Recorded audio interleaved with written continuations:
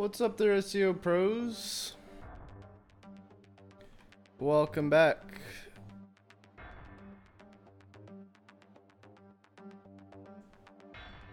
Today we're doing some Q&As.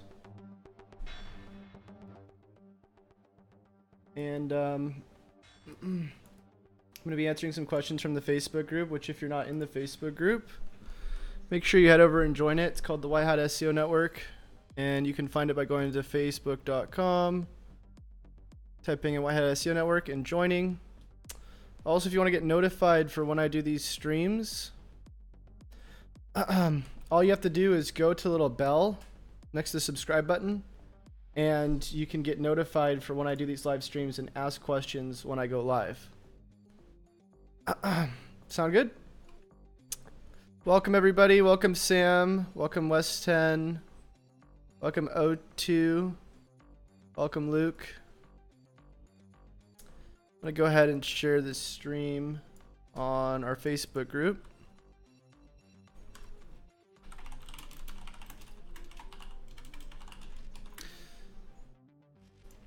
So yeah, if you have questions, make sure you get them ready. And if you do end up having a question, in order for me to see it, if you can put a little star sign next to it, that'd be perfect, because then I'm going to be able to see the question in chat when when I'm also trying to answer the questions on Facebook. Hi Chase, do you know how to rank free blogger sites? Any info will help. Thank you. I would check out some of my recent tutorials, specifically the one where I talk about how to do SEO organically. All of that's pretty much covered in there.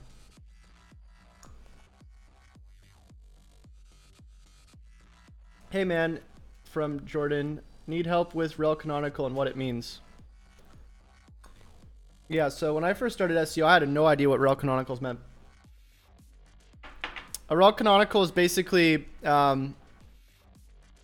you have, let's say, multiple pages about the same subject, right? So let's say you have one page about blue t-shirts, you had another page about green t-shirts, and then you have like another page about, let's say, purple t-shirts, and the purple t-shirts is the one you want to rank, but all of them have the same exact information. So what you do is you send canonical tags saying canonical equals the URL that you want to rank, let's say the purple t-shirts, and you send it from the different pages that have the same duplicate content, and then that page is basically the one that ranks. Now if you don't want to use canonicals, basically you'd want to make sure all of those different pages have unique content. What are you dripping in your mouth? I was taking a little LSD before this stream. No, I have anxiety, and so I've been trying out CBD. This isn't an affiliate promotion. I just took it because I forgot to take it this morning. But it's supposed to help with anxiety. It's not like psychoactive or anything. So again, guys, if you do have a question, while I go run through the Facebook group, if you can, please put the questions in the little asterisk symbols, little star symbols, so I can see them. Then it'll be a lot easier for me to get to the questions. Okay, so I'm going to go into the Facebook group.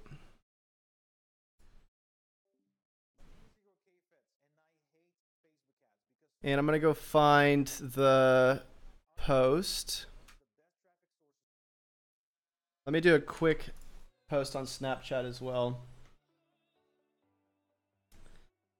By the way, if you guys want access to my mastermind for free for a month, follow me on Snapchat. My username is just Chase, R-E-R. Seems like a lot of people started following me on there. And I'm going to be reposting the code on there for the free mastermind access. For anybody who didn't get in, I have to redo the link because there's two links. There's one on my Teachable and then there's one on my website. Let me do this. All right, guys, we are live on YouTube. We got a bunch of people in the chat. Come on by and join them. I'll leave a link on Snapchat, just swipe up and join us right now. So yeah, Snapchat's really cool because you can put links on here. So I can take the YouTube link and copy and paste it in. Oh, I gotta get it off of YouTube first. Let me get it.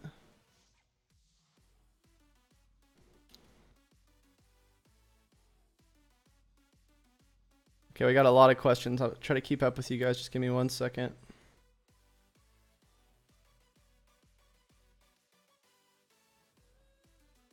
My thumbnail not update? All right. So yeah, you can just take that URL and just copy and paste it in there. I don't know if a lot of you guys use Snapchat, but I just started using it. So there we go. Boom. Paste it. And then I can type in on Snapchat, just swipe up. Join us right now. Like that.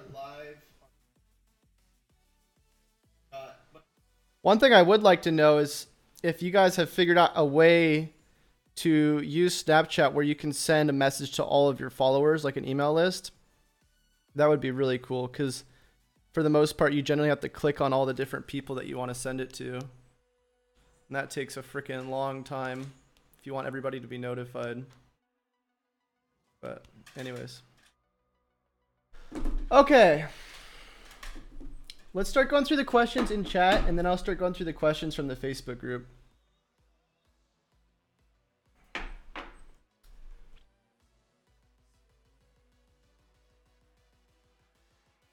Okay, and at the end of this stream, or somewhere in the middle of the stream, I'm going to be giving away a free coaching call with me.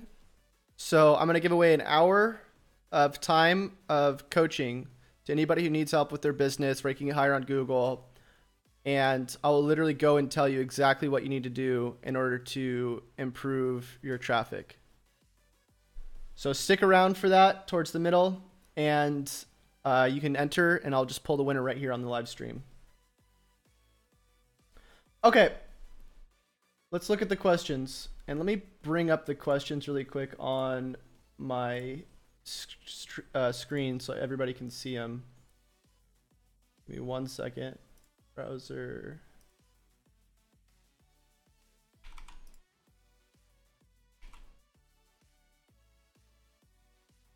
Okay, so I don't know if you guys are gonna be able to see this. Let me see if I can filter,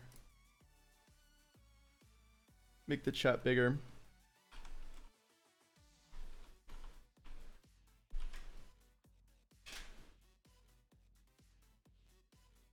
Okay, I'm just gonna have to pull it up like this and then get out of it.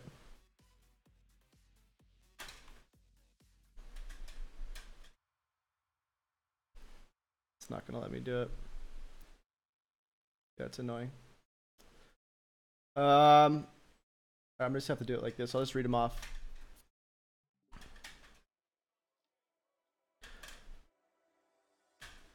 Okay. Joe says, change 404s to 410s using redirect plugin, then recrawled in Search Console, but pages are still displaying weeks later. So if you want to tell when Google crawls your pages, what you can do is you can go into your website. I think it's Loudig is your website, Joe. And you can go over the pages that are 404ing. Like, let's just say it's one of these. There's a 404, which, by the way, that's still a 404. That hasn't been set to a 410. And what you can do is you can actually, there should be a little tab right here. For some reason, it's not showing me it. I can type in cached, I believe, or cache. And it should tell me, okay, so that one's a 404. So it does know it's a 404. It just isn't re-indexing it yet, I suppose. But the way you do it, again, is you just type in cache if you're in Google Chrome, and it'll tell you when the last time is that it was crawled. But yeah, it does recognize it as a 404. Sometimes Google will keep it there because it will re-crawl it, which is why I say to switch everything to 410 if you can. Because then it's going to actually tell Google to not go back to it, not relist it. That's why 404s are not good, because they're just temporary site not found or page not found, not permanent deletion of that page. Health Eating says, thank you. You're welcome. All Lane says, is the sandbox real? My site is 2 months old with 40 articles and none of my articles rank in the top 10. So the sandbox is really for filtering out new sites. If they're not ranking at all, then they're in the sandbox. If they're not ranking in the top 10, that just means that they're just not ranking well. So the sandbox, in my opinion, is real. It does happen to new sites, but if your pages just aren't ranking higher, it doesn't mean that you're in the sandbox. It just means that you need to do better SEO for your website and for your pages. Hillet says, I'm sorry if I butchered that. They say, Chase, can you discuss how negative SEO attacks are able to create pages on your site? Domain.com/Viagra, for example. Obviously, I disavow those links pointing to it, but advice to stop it. Well, disavowing links and getting pages created on your site are two different things. If somebody's able to somehow create pages on your site with Viagra in them, that has nothing to do with disavowing. Disavowing has to do with like people linking to your site. If somebody's somehow able to get into your site and make those pages, then you have some sort of vulnerability on your site and you need to take care of that like ASAP. But that doesn't have anything to do with like negative SEO in a sense. That has more to do with just the fact that I think your site's probably been hacked if that's happening. Jordan says, you're a legend. Cheers, mate. Just started SEO and love what you do. Want to one day do SEO for businesses, but still learning. Right on. Yeah, it's a long journey, but it's definitely worth it. I just now recently became extremely confident in my ability to rank people on Google. I've always felt kind of iffy about it, but lately with the new methods that I have created, I finally feel okay telling people exactly what they need to do to rank without feeling like it might be a little bit misinformation. Because there's always that gray area, especially when you're doing philosophical type SEO. You're like saying, well, theoretically, title tags are a ranking factor. With the new stuff I'm doing, like benchmarking, which, by the way, if you guys haven't seen that tutorial, there's a 2-hour tutorial before this video where I go through benchmarking a website and how to do it. And if that doesn't show you exactly how to rank a website without links, I don't know what will. It's what I've spent 4 years building to become literally the best template that I can think of. And of course, it'll be improved. Dean's Media LLC says, do you have a direct answer on how to target a keyword? Is it just placing it on a page via title, H1, H2, and content? If so, how do you know if the keyword is targeted? Thanks. So my process for targeting keywords is 1, keyword research, figuring out what keyword I should be targeting based on the current authority I'm at. So I'll just bring you into one of the keywords that I recently ranked higher. Let me just go into Google Drive.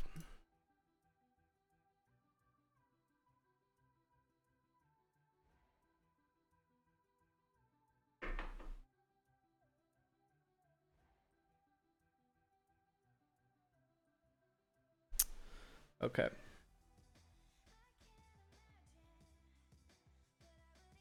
So I did some practice benchmarks last month, and I think a lot of you guys probably saw this. I was testing out this new sort of system that I created, and I started benchmarking my own URLs on my website. So after doing that for a little while, I looked at some of the pages that I wanted to rank higher, and one specifically that I wanted to rank was the SEO audit checklist page. So you can see here, this is a 3-month data range. This was actually, I think this was lower. This was like 44 clicks or something. I forget what it was for that specific keyword. And the click-through rate was 0.18% with an average position of 25. So the way I found this keyword, you have 2 ways of finding keywords. You have finding keyword targeting based on existing keywords you're already ranking for, and then you have finding keywords based on keywords that you're not currently ranking for. So the best way to determine what keywords you should rank for is by targeting the keywords that you're already ranking for first and then doing research. So in the 2-hour video that I did before this video, I talk about the 3 stages of SEO that I've created. Stage number 1 is setting a solid foundation, or the foundational roadmap. And what that is it's making sure that you don't have any major issues with your website. Like, let's say a bunch of 404 errors, or you're indexing a bunch of things that shouldn't be there, or pretty much anything that's going to be in the SEO roadmap template. Site redirects to preferred version. Your robots.txt is set up correctly. Once you have that, then you move into the benchmark stage. And what the benchmark stage is, it's basically just going through the top 20 to 30 URLs on your website, depending on how much traffic you're getting, and seeing what those pages should actually rank for. Because a lot of the time you're going to have pages on your website that are ranking for things that they shouldn't be ranking for because they haven't been optimized correctly. So what do? You go into your website with a Screaming Frog crawl. You run all your URLs once you have analytics and Search Console data connected. And then you filter by click so you can see your top traffic pages. Those are the pages you're going to want to work on first, because those are generally the ones that are bringing the most traffic and that are the easiest to improve. Anything that's already receiving like 500 clicks, you can usually get it to receive like double that, or a percentage more, just by going in and improving some of the benchmarks you see for that page based on analytics data, UX, page speed, keyword related data, optimizations, whatever else. So if we go into the page that I did for SEO audit checklist, the way I found this keyword is I just copied this URL, I plugged it into Search Console, and I filtered by the thing that it was showing up for the most. So if I go into here, page, there it is. So you can see here, SEO audit template. This is all the keywords it's showing up for. I'm going to filter by the last 28 days so you can kind of see what I'm talking about here.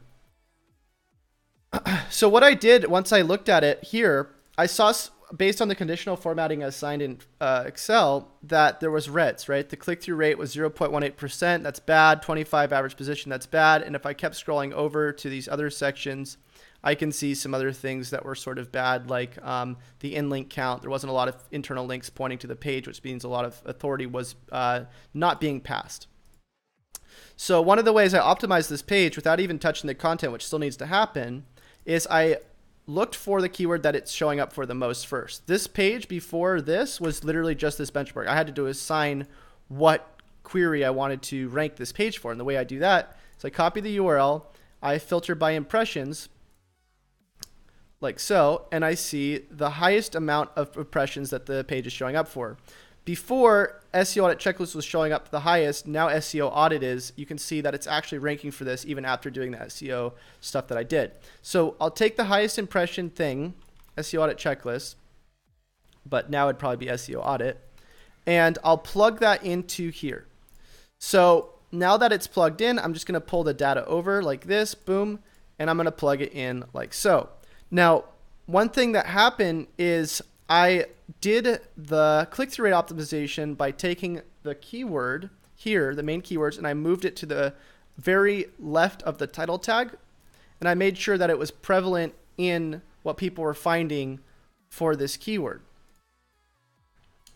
After that, I went through some of the internal links on the website, and I found the highest rated URLs based on traffic, and I linked those to the roadmap page.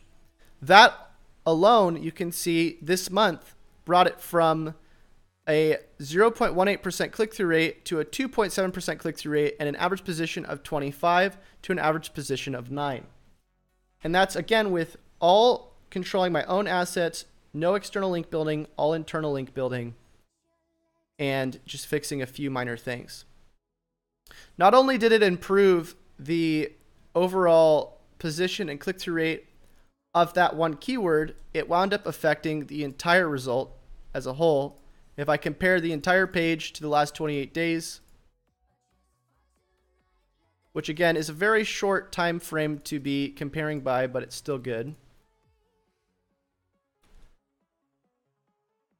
we can see that the URL went from 485 or from 286 clicks to 485, 25,000 impressions to 331,000.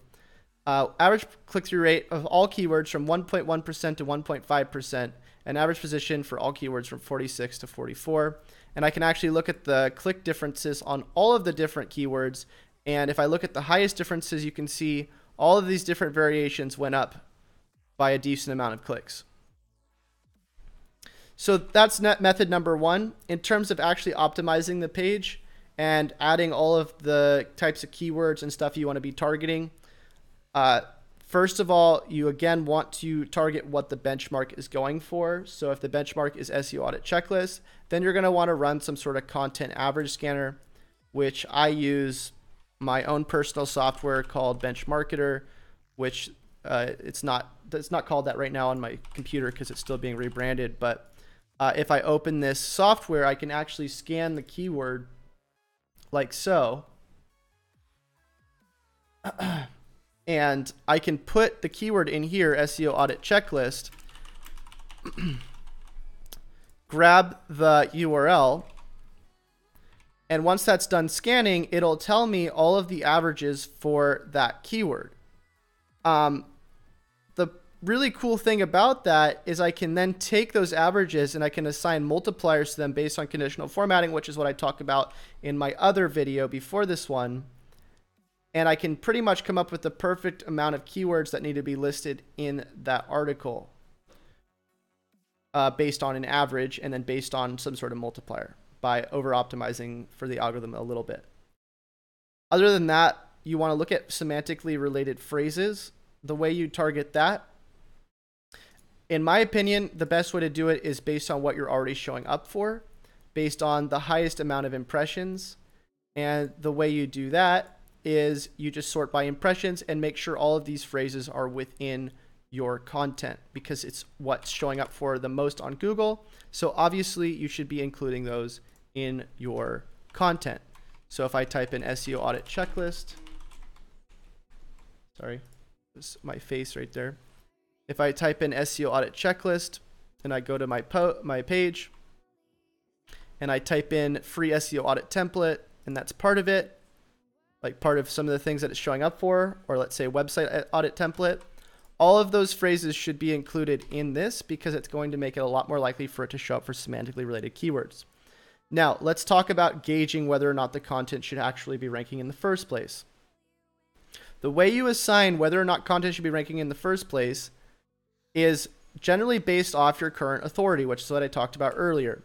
So whether you're trying to target existing keywords that you have on your website or new keywords that you don't have, which is stage 3, which is the research phase, what you're going to do is you're going to go into something like Ahrefs or any keyword tool for that matter.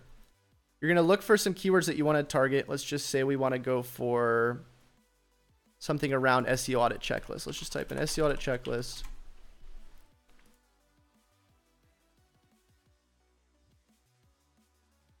So keyword difficulty 40. Let's look at some other keyword ideas. Now the idea here is you're going to go for anything within a keyword difficulty range of where you're currently at. So you can see domain rating here 30, URL rating 28. So generally, if I wanted to be safe with starting a page that I wanted to rank, I would go for a keyword difficulty anywhere between 1 to 40. Now, I can push this a little bit if I wanted to, but I don't want to because generally what you can do is you can end up ranking things a lot higher than this, even with a lower UR and DR. But first, you have to optimize them to target what you want to rank for and then re-optimize them based off your benchmarks. And if you don't know what I'm saying here, just stick around for a second. So if I go into here, sorry, this is the wrong account. Let me just go into my other account.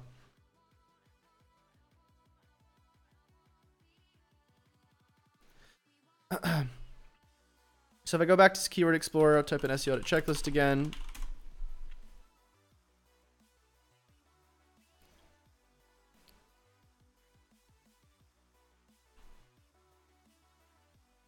Now I have a list of 862 keywords. What I want to do is I want to filter by keyword difficulty. And I want to go to that range that we were looking at before. So let's just go to like 6. So if I wanted to make it easy for myself, I could go for these types of keywords that are like 10 keyword difficulty. So like Google Sheets checklist, but that isn't really related to SEO in the sense as much.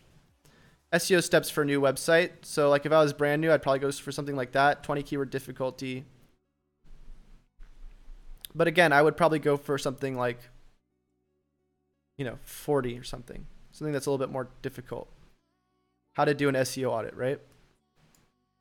So I would map that out. I would pull the averages for it, and then I would create content based off those averages, put it onto a page, and then wait for it to rank a little bit so I can pull the benchmarks and then re-optimize for it based off that. And then again, all I'm doing is I'm doing the averages. I'm optimizing for internal links. I'm optimizing for content-related averages. I'm optimizing for click-through rates based on where the page is currently at and where I'm going to be mapping that keyword to. And again, what I'm doing here is I'm not doing anything really unique. I'm just taking an average. I'm taking metrics that we all know are pretty much good to go by. Like for instance, having a high click-through rate or having a low bounce rate. I'm optimizing for those things with common sense.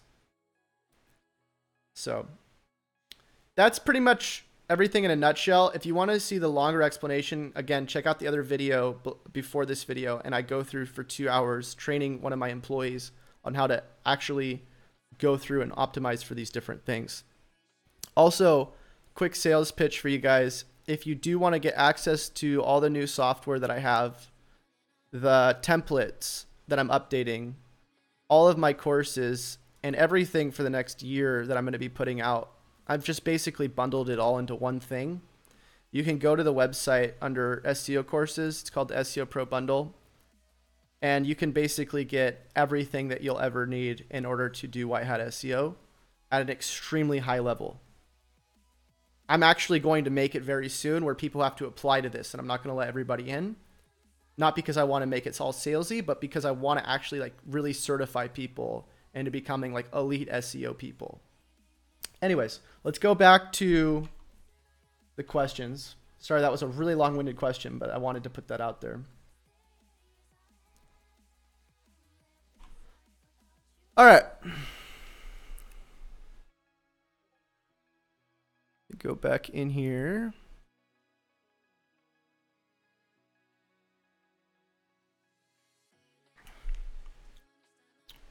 I don't remember where we left off.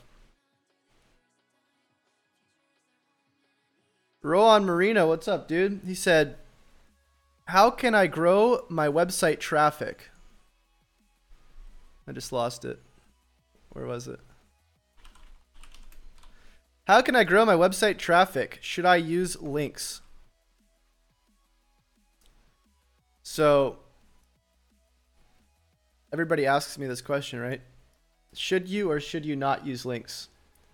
I think whether or not you should or shouldn't use links comes down to whether you feel comfortable building assets, or as I say, liabilities on other people's platforms. So I'm creating a presentation. It's about 100 slides right now. It'll be out very soon. And I talk about the different levels of assets you can have. So basically, I believe that anytime you have an asset, quote unquote, that is on somebody else's platform, like let's say Facebook, email, links, anything, you end up getting less control, which leads to less sustainability and less scalability. Now, when you look at something that you fully control, like your analytics data, your content, your media, like video, images, that kind of stuff, things that you will always be able to own, you're going to be able to scale those, and you're going to be able to sustain those and add to those a lot more, a lot better. You're going to be able to continually optimize those, which is what we're talking about, SEO, right? Optimizing for search engines, optimizing for users.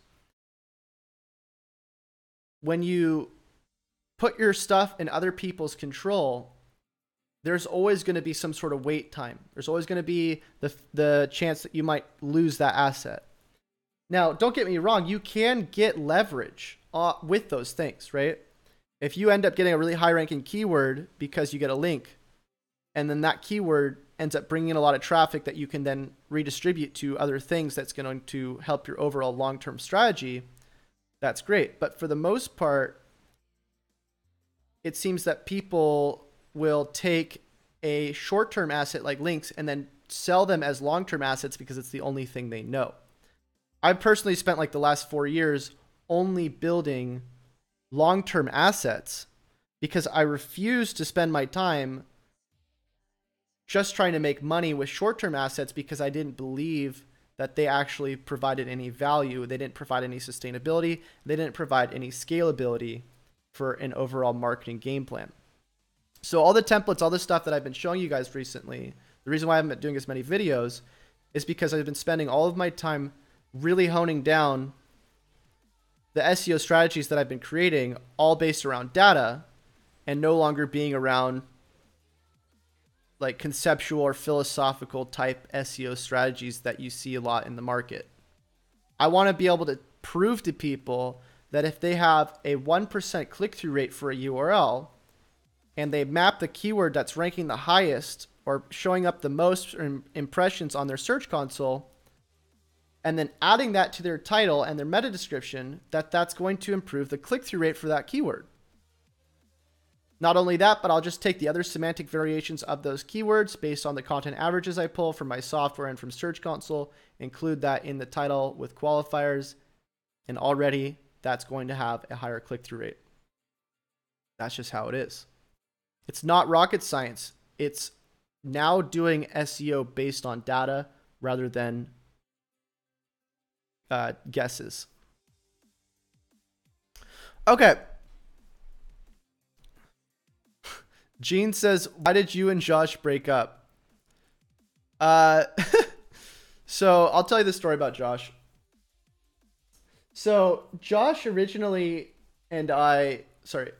originally created the SEO, White Hat SEO podcast or talk, whatever, together. And the first video, the very first interview or the very first hangout was actually on this channel. What wound up happening is a while ago, he got this other co-host named Clint. And Clint just kept talking garbage about me because I lived in a garage. And I took that a little personal, and I wound up auditing his site one time live on a hangout during one of the White Hat SEO versus Black Hat SEO things. And instead of me going and did this just die? Hold on. Just crashed on my computer. 1 second. Oh no, it's still good. So instead of me going and blasting out the audit to everybody during the live stream, I just put it in the Hangout chat. And I found all these things wrong with his website, which is what I'm good at. I'm really good at finding things that are wrong with people's websites. And I was asking him certain questions like, why are you indexing this stuff? Because he was indexing like 404 errors or just weird stuff. And at the end of the Hangout, he just wound up just cussing me out, just calling me a bunch of different 4-letter words. And so I wound up leaving the podcast because I didn't want to be around that type of energy. And one day I went back to the podcast for some reason. I don't remember why. Oh, it was to debate whether or not scientific single variable tests mattered. And I was arguing that they didn't because in no situation does Google use one variable. So why would you do single variable tests? So long story short, we wound up getting in this huge argument, debate. I've always been one of the most hated SEOs, by the way, because I always say, links don't work. And I just kind of go against the grain of what most people talk about in SEO. So that's pretty much what happened. And then some other stuff happened in between as well. But now Josh constantly talks bad about me for whatever reason. I try not to talk bad about anybody. Obviously, I do those reviews of other people's channel like Neil Patel and Income School and stuff. But that's just me giving my honest opinion. I'm not trying to go out of my way to like deface anybody. I like your content more than Josh. Clint is freaking lame. You do great work. Keep up what you're doing. Thanks, man. Kevin says the mastermind code isn't working. So yeah, I'm talking to my dude right now, my support, Chase Runner support. And he's setting up the correct page because I sent you guys to the wrong one apparently. So sorry about that. He said, actually, I got it. I created a coupon on MoonClerk and enabled the payment screen to accept coupons. So all they have to do is put the same code, and the code is in Snapchat. I'm not going to say it on stream. If you go to my Snapchat and get the code, again, my name is Chase, R-E-R. You'll get the code, and then you can get a free month of the mastermind. But yeah, it's in Teachable. It's chaserunner.teachable.com, I believe. Or teachable.chaserunner, one of the two. Craig says, pretty sure your fan base now thinks you're one of the best, if not the SEOs. You're extremely helpful and always giving away free stuff. Thanks, Craig. Yeah, so it's weird. Well, I'll skip. I'll just keep answering questions. So if your question got buried, please retype it because there was a lot of chat in between this and it's kind of hard for me to see all the stuff at once. I'm not going to read that comment by Craig. And I owe the Facebook group a couple Q&As as well because I told them I would. So let me go just do that.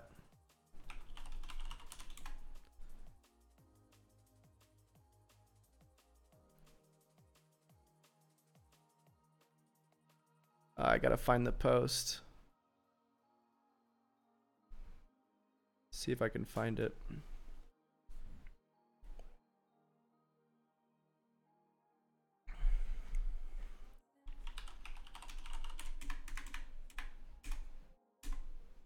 Here it is.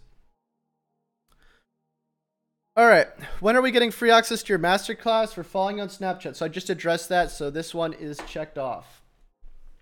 When is the browser version coming out for Chase Ranker or Benchmarker is what he means. The browser version is not coming out very soon, but the new version, the fixed bug version, and the version that gives you local based results for keyword targets should be out in the next day or two. My programmer is working really hard to make sure all the bugs are out. Whoops. Of course, did I just lose it?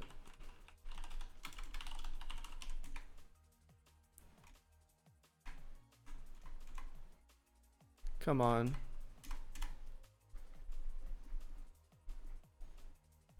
Here it is. Okay. Craig, I am transferring my site from HTML to WordPress. With regards to your roadmap spreadsheet, should I fix the issues from red cells to green cells before or after? Any other advice that you would have on such a transition? I.e., should I do schema before? Should I fix NAPW inconsistent before? All help is very much appreciated. Thank you. So this is a really good question because a lot of people get hung up on all the different variables when it comes to SEO, right? Which is why I think single variable testing or that kind of stuff or links becomes so apparent or so distracting to people because it's one thing that you know you can prove, right? The way I do SEO is based on KPIs. So I try to focus, again, on the three different main levels. The foundational, which is the main roadmap or the foundational audit. So going through, making sure you don't have a bunch of crazy stuff indexed, making sure there isn't like 404 pages all over the place, bunch of 301 redirects, bunch of duplicate content, that kind of stuff. Then going into the benchmarking, go and benchmark your top URLs on your site and see which ones are bringing in the most traffic, map the keywords to those URLs, see what kind of reoccurring themes you can see in there. Maybe all of the pages have 90% bounce rates. Maybe all of the pages have 0% conversion rates. Figure out the biggest problems first with user experience and then fix those URLs based on those averages that you set. Then you go run your content related benchmarks, see what the content related averages are for those pages, make sure you're hitting those. Again, with the multipliers that we're talking about, making sure that you're going a little bit over the average content, making it more thorough, making it more optimized based on target keywords, all the stuff that I talked about in the previous video before this one. And then you go into research, going through what you can do to improve your overall topical content. So in terms of, should you do schema first? Should you do title? Should you do all that stuff? Go figure out where your current moneymakers are on your site first. Fix those based on the benchmarks, and then work on making your other new pages awesome based on averages as well. In terms of all the weird like stuff you do in between, like conceptual SEO, theoretical SEO, like schema is a ranking factor. That type of stuff is like the small percentage boost that you're going to get, but your biggest priority right now is getting a handle on where you're currently at with your SEO strategy as a whole right now. You want to look for the recurring themes going on with your website and fix those first. Okay.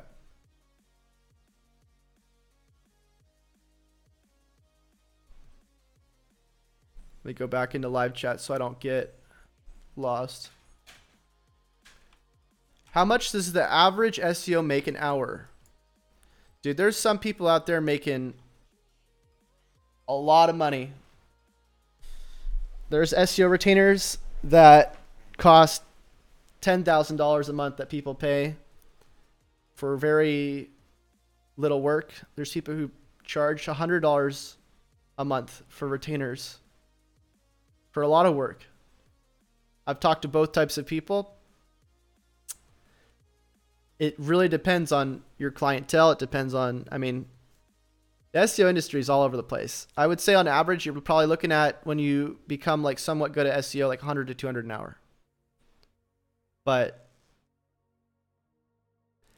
that's if you're doing your own business. If you're working for somebody else, you're probably looking between 30 to 50 an hour to start out, or to go from like intern to worker. That's generally what I pay my employees right now. Cheer up, Chase. You're the man.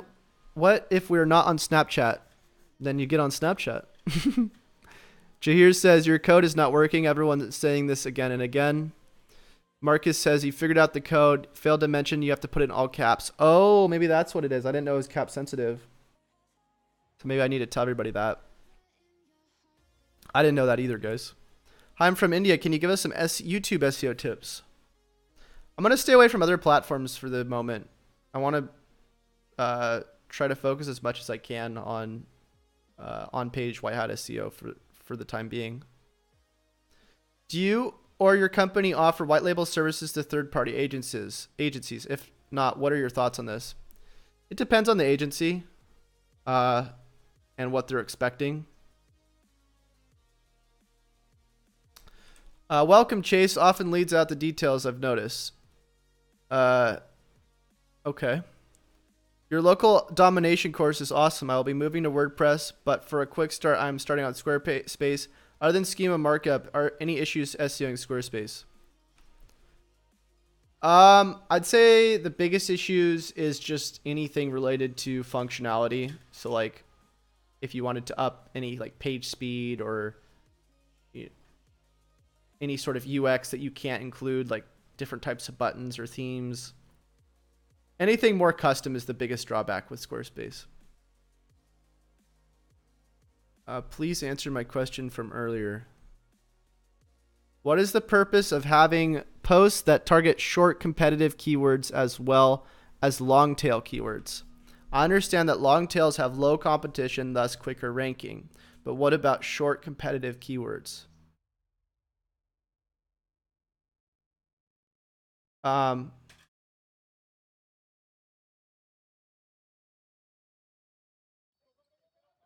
So I don't know if really there is a direct answer for the difference between short competitive as long and long tail. There are many long tail keywords that can also be competitive.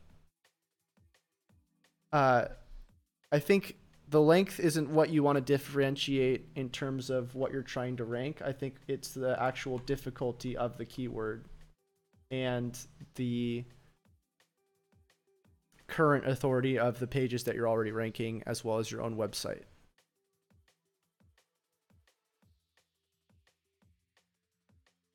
Can you audit my site? If not able to now, would you be willing to work on my site? Of course, I'm willing to pay. Yeah, so I do a couple different types of audits. I do the foundational audit, which is just running through the basic parts of your website right here. This takes about an hour. And then I do the other stage, which is the benchmarking stage, if requested. And then the third stage would be the research stage. So there's like 3 different levels. All of them require different amounts of time. Just depends on what you're looking to do. If you want to send me an email at hello@chasereiner.com, I can give you some more information about it.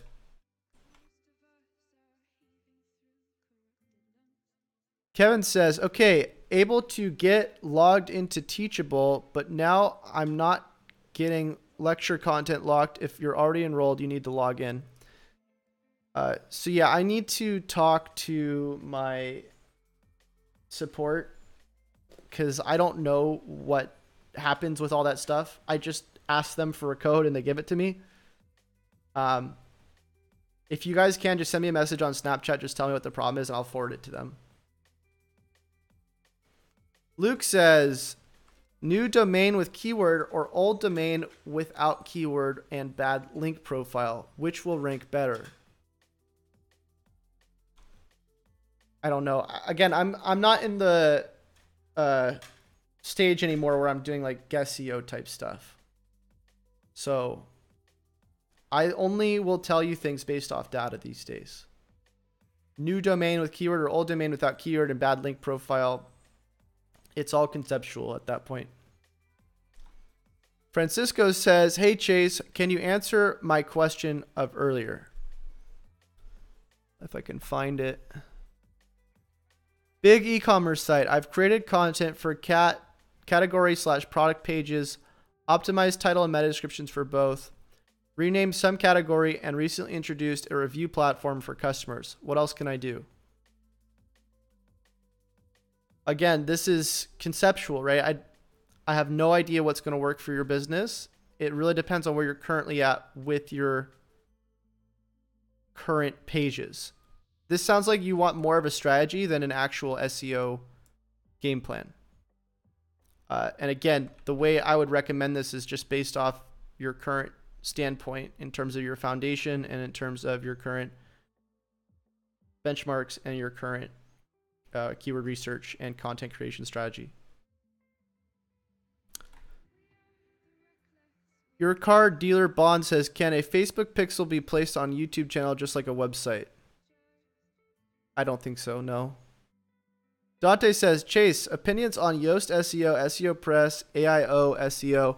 I know Yoast is more widely known and popular tool. I just use Yoast. I mean, it does what I need it to do. It has 301 redirects built in, which is nice if the page gets deleted with the premium. It has the ability to no index a bunch of different types of pages, de-index, canonical.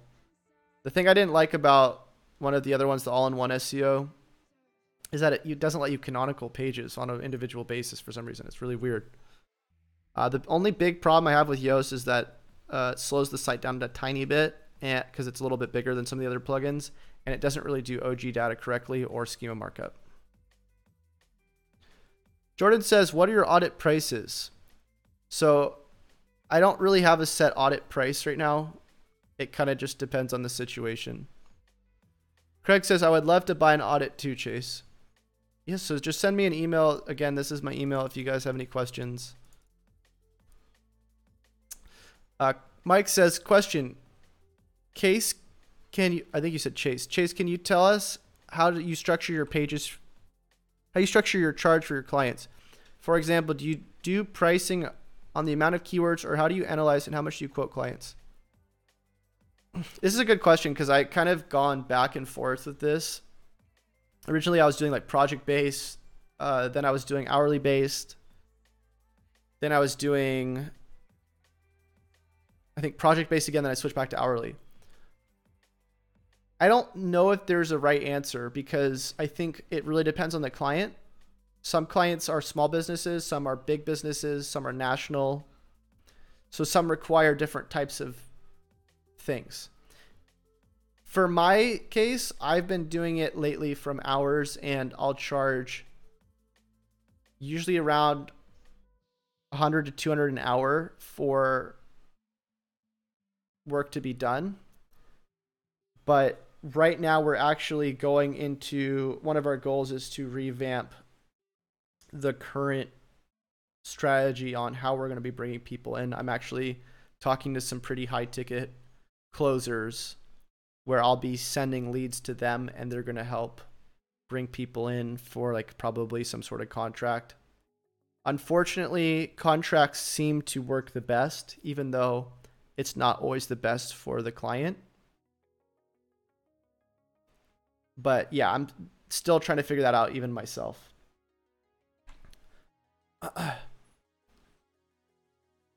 Jordan says, do you work on an hourly rate when doing the 3-stage audit or fixed prices? And again, the reason why I don't really have pricing down as much as I'd like is because I don't like selling. As you guys know, I love giving as much value to you as for free as possible. And it's because money distracts me, and I'm not in it for the money. Obviously, I like money, and I am in it for the money for a certain amount of certain degree, but I really enjoy what I do, and money makes me enjoy what I do less.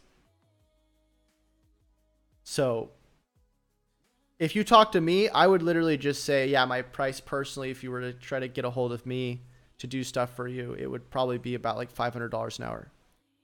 But if you were to talk to like somebody in my company or a closer or something like that, the pricing would be a lot different in terms of what people would be getting, the expectations, the proposal, all that type of stuff, who would be working on the project.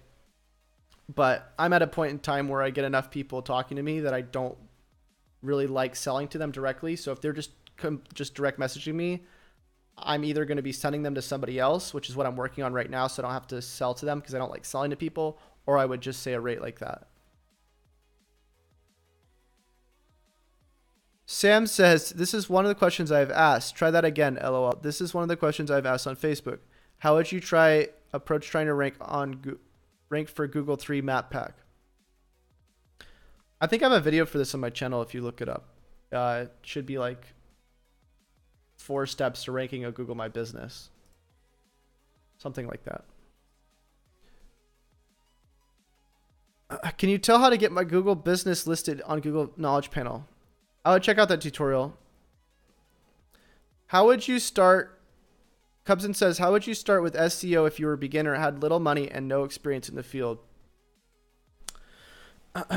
If I had to start all over and I didn't have any money or any experience, which is how I started 4 years ago, I would probably do exactly what I did, which was just start reading as much as I could, watching as many tutorials as I could, and just getting as much information as I could around this stuff. Honestly, I think my course is pretty good. It's like 55 hours of video. It has templates, software, all that stuff built into it.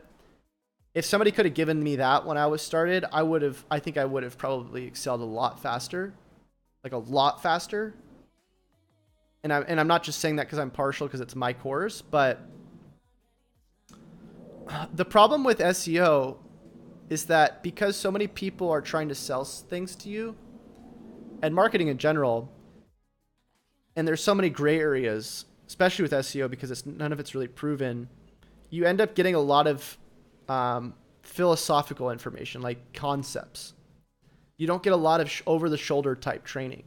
So the thing that even I even still look for to this day is finding people who actually give you over-the-shoulder training where they show you exactly what to do, and it's not based around arbitrary or short-term metrics like building links.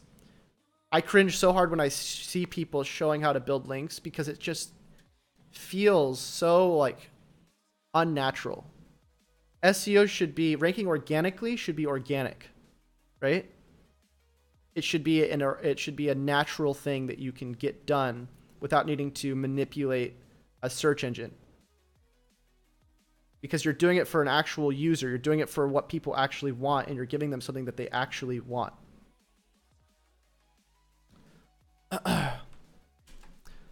Your car dealer Bond says you are the shit. We have over 500 used car dealers that we write surety bonds for annually. I want to plug you in. We have done okay with our site, calsurety.com, but these car dealers need the best. Sure. Again, my email is right here. So Darren says, I'd like to establish myself in the larger market about 45 minutes away. Thoughts on virtual offices for SEO? If not, what's an inexpensive way to establish myself online in a new market? I think it depends on your market. If you're trying to get into SEO, you don't really need a local location. If you're trying to get into selling like iPhone repair, you definitely need a local location. Van says, do you have a YouTube video or post on what type of documentation a freelance SEO would need to start work for a client? Yeah, so the 2-hour video I just did like 2 days ago, the one before this one, goes way into depth on how to do SEO based off data, and it actually goes through me training one of my own employees to do this stuff. Kevin says, here's a question. How accurate do you find cognitive SEO? The problem is I don't know, because I don't know what their multipliers are. Like, they're just saying to add these keywords in there, but we don't know what their algorithm is for that. Like, it could be that they're putting like a 4x multiplier on the average keyword density, which would be way over optimized. So the way I'm doing it now is I'm just doing it based on my own data, based on my own software, where I just take the average and I put like a 1.3x multiplier on it, which is like nothing. But the thing is about ranking now, you don't really need to focus on keyword density, because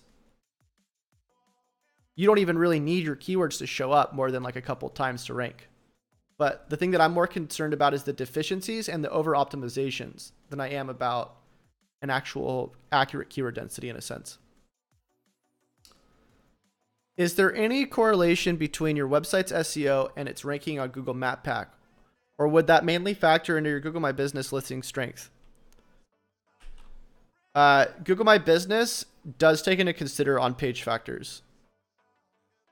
So I would try to make sure that your SEO is good, regardless of Google My Business or not, of course, but also for Google My Business. If you're going to be targeting keyword plus location modifier for your Google My Business, and that leads to a homepage, and then your homepage does not say that keyword plus location modifier, I would add that in there.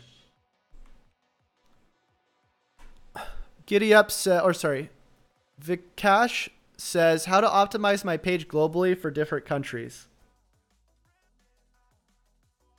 I think you need to use like hreflang or something for that.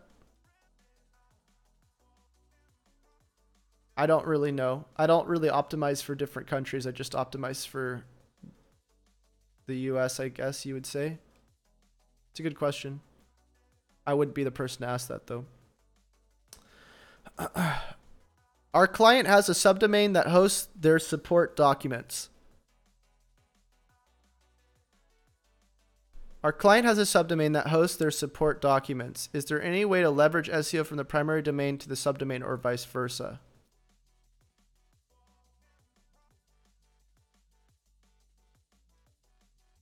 I don't know why you would want to. You mean the current authority on that subdomain and then like linking that or something to the primary domain? I don't know about that. Luke says, I have my first SEO customer, but don't know where to start. Do you have any kind of roadmap? Yeah, so the roadmap that I have, I'm going to be giving away soon a light version of it that people can grab.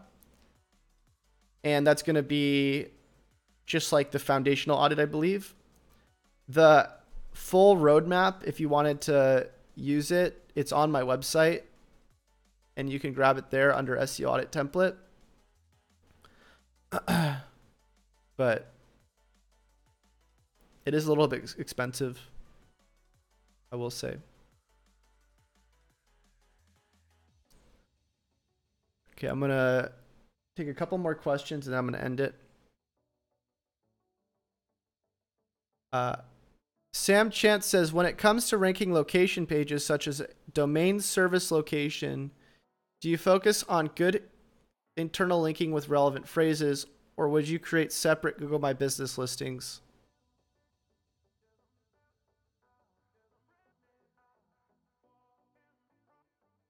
I would probably do both. It's all situational. A lot of the questions you guys are asking me right now is situational. I don't know the business. I don't know the niche.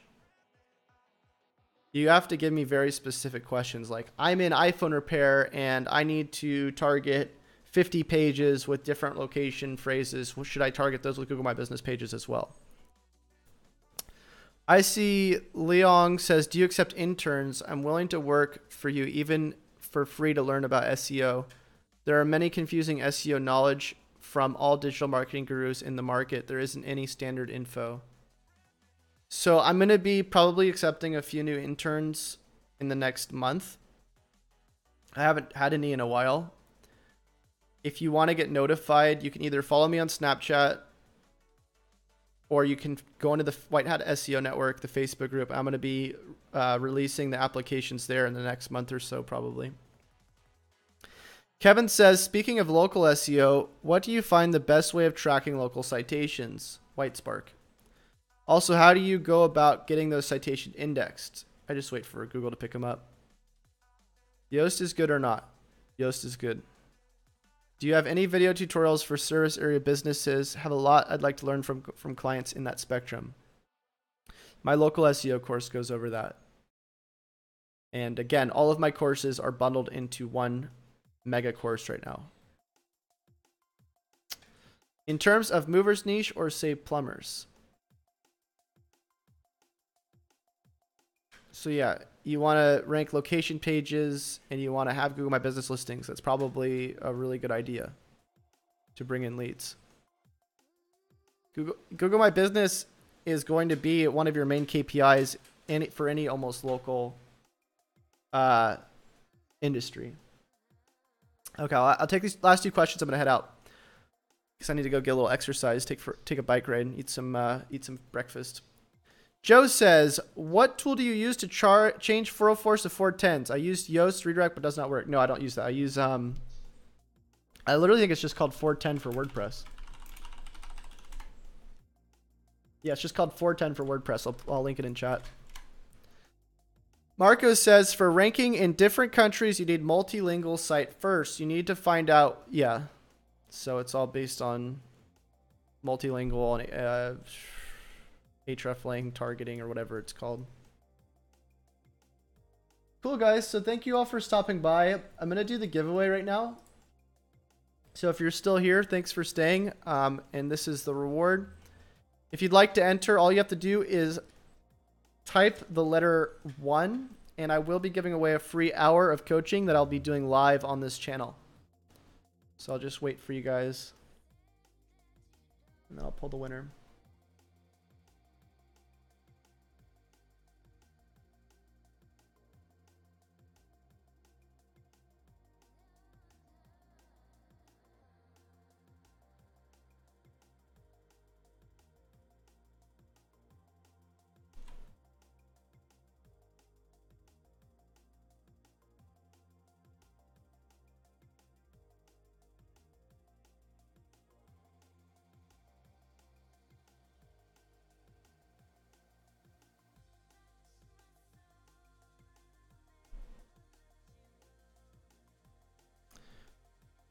Okay, so I think that's everyone.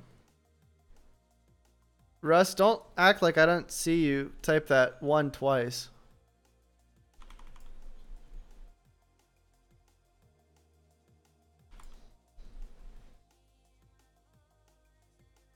I'm going to just put these all together right here. I'm going to remove the duplicates. Russ.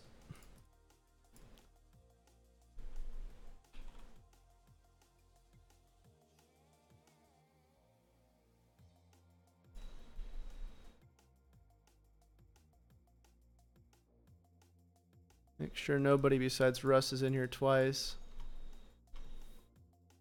Oh, it looks like Subash is. Next time you guys do that, I'm just going to disqualify you because it just makes more work for me. So Bash, you're in here 3 times, man?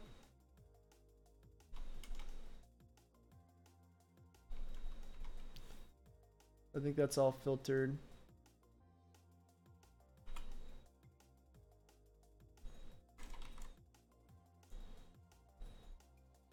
We got one more.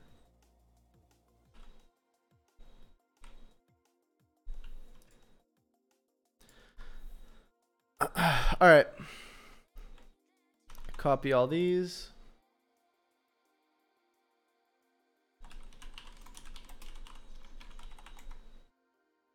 Did Oscar just enter this last second?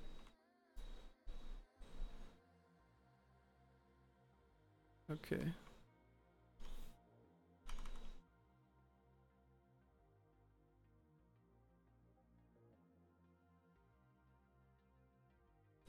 All right, Jahir. You are the winner. All you need to do is email support@chaserunner.com and tell them to set you up with a hour with me sometime in the future. As long as you didn't enter twice. Let me just make sure it wasn't entered twice. No, I think it was only once. All right, guys. So that's it for today. Thank you all for stopping by. And as usual, until I see y'all next time, happy SEOing.